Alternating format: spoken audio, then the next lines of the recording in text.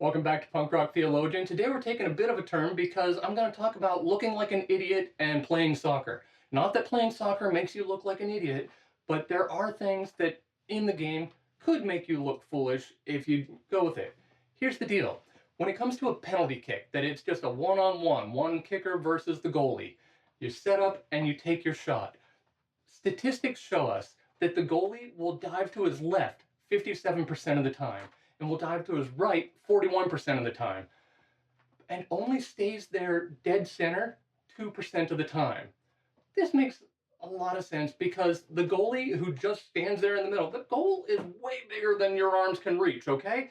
And so if you just stand here in the middle, you look like such a lazy loser just standing here in the middle. And so they try to go one way or the other, trying to block the shot. I get it. But that thing of being in the center 2% of the time, well, that means that for the kicker, shouldn't that be the perfect place to aim? You shoot straight down the middle, there's only a 2% chance that goalie's even going to be there. But the kicker only aims center 17% of the time. Now, it's more than the 2%, but it is by a long shot the best odds you've got of making it. But the kickers don't want to aim down the middle because you run the risk of looking like an idiot because you're just booting it right to the goalie who's just, you see the goalie right there in front of you, and kicking it straight to them looks and feels stupid. And so they try to make a shot to one corner or something.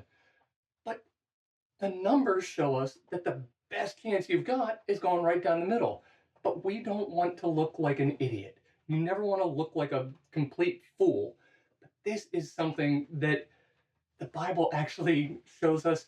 This is how the gospel works, all right? Jesus, I think we can make a metaphor of this, that Jesus is the kicker. He's the one who's going to go first, and he is prepared to look foolish. In fact, that's what he did. He made the first move and was willing to look like a fool. 1 Corinthians 1:18 says, "The message of the cross is foolish to those who are headed for destruction, but we who are being saved know it is the very power of God."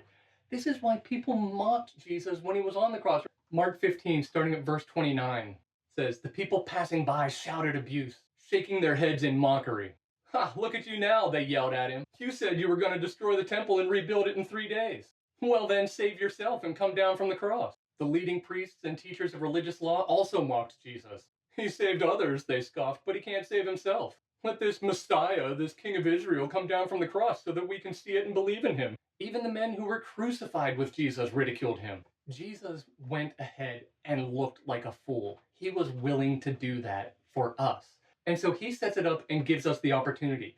Think of him as the kicker lining up, and he tells us, 'I'm going to kick this right down the middle. You just stay right there and you will make the save and be the hero.' He's willing to be the fool. And he's going to do that. He does exactly what he says he does. And if you trust him, it will work out. But if you try to be a hero and try to look impressive, you're going to miss and you're going to fail. This is why 1 Corinthians 4:10 says our dedication to Christ makes us look like fools. Just like a couple weeks ago, I was saying with the free gift that you've got to be ready to just sit and receive it. And Jesus is taking the shot and saying, here it comes, stay right there. And you've got to trust him and take him at his word to do that.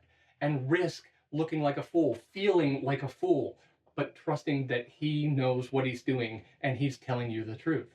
That's why I'll go back to the same verse I used then, Ephesians 2:8 and 9. God saved you by his grace when you believed, and you can't take credit for this. It is a gift of God. Salvation is not a reward for the good things we've done, so none of us can boast about it. When you stand there and very casually let him kick the ball to you, you don't get to brag and say, look at me, I'm such an amazing goalie, because it's not about us being awesome. It's about him doing the work and him taking the fall and him letting us be the victor, letting us have the victory that only he can provide for us. You have to just trust him. And if you're too afraid to trust him and risk looking like a fool, and so you have to try and you've got to do something special and you're going to put work into this, then it's going to fall apart. You're going to fail. The only answer, the only solution is to take him at his word and trust that he will give us the victory.